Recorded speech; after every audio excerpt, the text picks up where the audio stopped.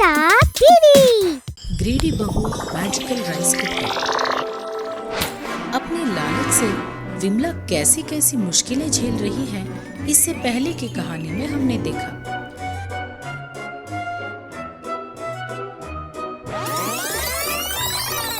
विमला रसोई घर में चावल धो रही थी। उनके आने का समय हो गया है। उनके आने से पहले खाना नहीं बना तो मेरा सर खा जाएंगे। जल्दी जल्दी बनाना पड़ेगा। ऐसा सोचकर उसने चावल धोए और राइस कुकर में डालकर स्विच को ऑन कर दिया। उसके स्विच को ऑन करते ही राइस कुकर में से थोड़ा थोड़ा धुआं आने लगा। ये देखकर अरे, अब इसे क्या हो गया? ऐसा सोचकर उसने एक और बार स्विच को ऑफ करके ऑन किया।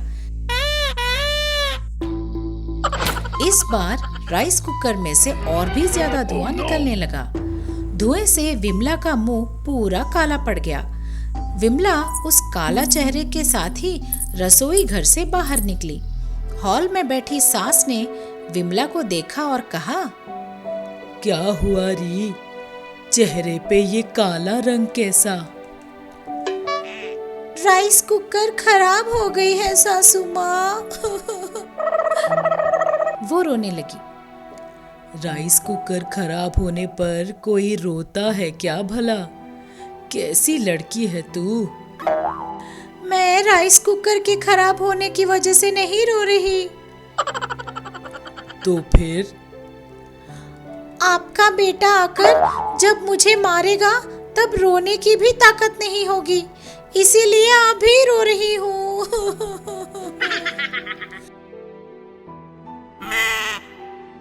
बच्चे के होने से पहले ही नाम सोचने की तरह मेरे बेटे के मारने से पहले ही तू रो रही है क्या? आपके बेटे ने अभी फोन किया था। बहुत भूख लगी है, जल्दी खाना बना दे कह रहे थे। अब वो आएंगे, खाना नहीं है तो मारेंगे नहीं क्या? नहीं मारेगा। मैं तुझे एक और राइस कुकर देती हूँ, उसमें खाना बना देना। तो फिर जल्दी दीजिए ना सासू माँ, आपका बेटा बस आता ही होगा। आने दे। मैं जो राइस कुकर देने वाली हूँ ना, उसमें सिर्फ एक चावल का दाना डालकर ढक्कन रखकर स्विच ऑन करके ऑफ करते ही पूरा कुकर चावल से भर जाएगा। मतलब वो मैजिकल राइस कुकर है क्या सासू माँ?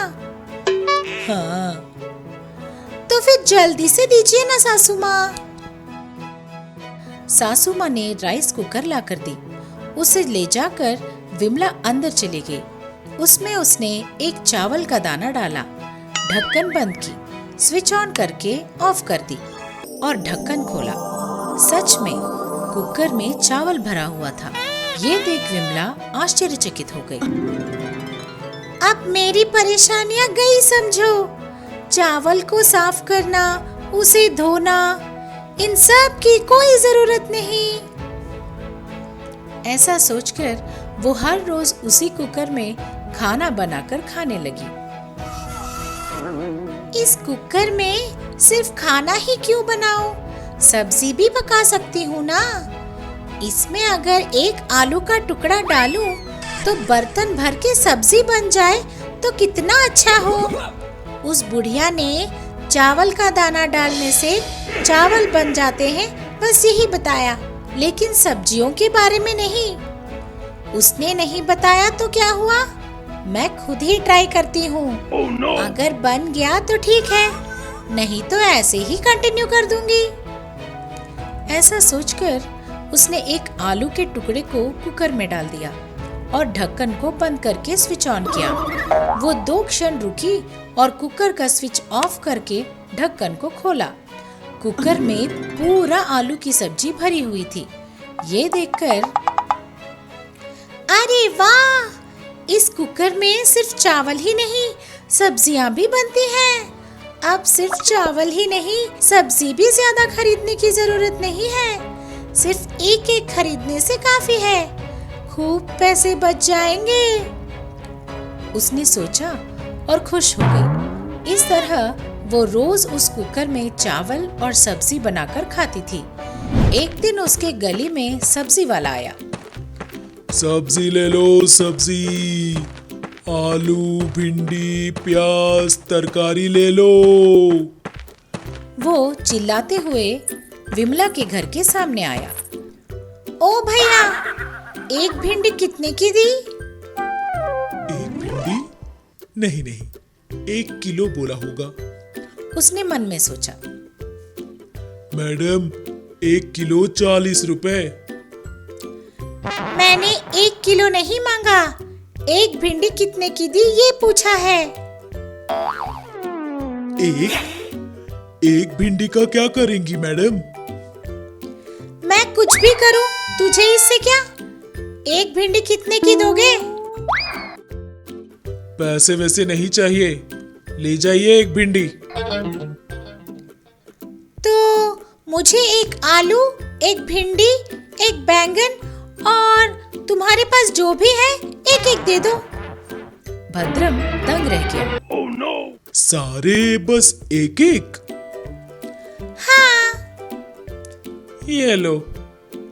विमला ने सारी चीजें ले ली और अपने बैग में डालकर भद्रम को 10 रुपए देकर अंदर चली गई। पता नहीं कहाँ से चले आते हैं। कहकर वहाँ से चला जाता है। इस तरह विमला चीजें कम लेते हुए काफी पैसे बचा लेती है। एक दिन विमला को एक उपाय सूझता है। मेरे तो दिमाग बिल्कुल काम नहीं कर रहा। उस कुकर में एक चावल का दाना डालने से इतना सारा चावल बन जाता है ना, तो मैं अगर एक सोने की अंगूठी डालूं तो वो कुकर अंगूठी से भर जाएगा ना। ये आइडिया कितना अच्छा है।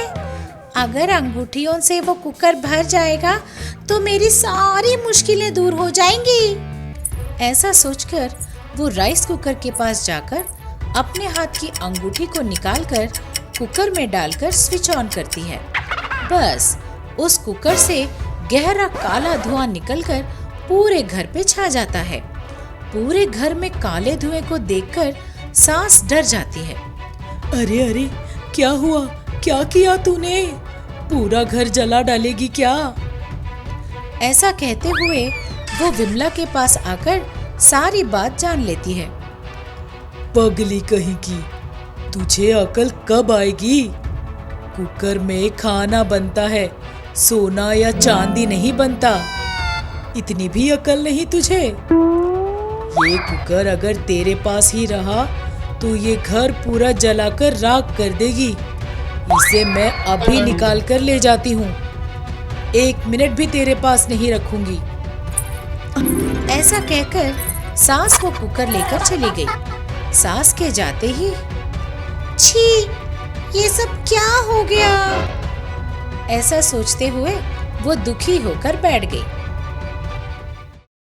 आज हम देखेंगे कि मूर्ख लोगों की क्या हालत होती है। एक गांव में अजय नाम का एक आदमी रहता था।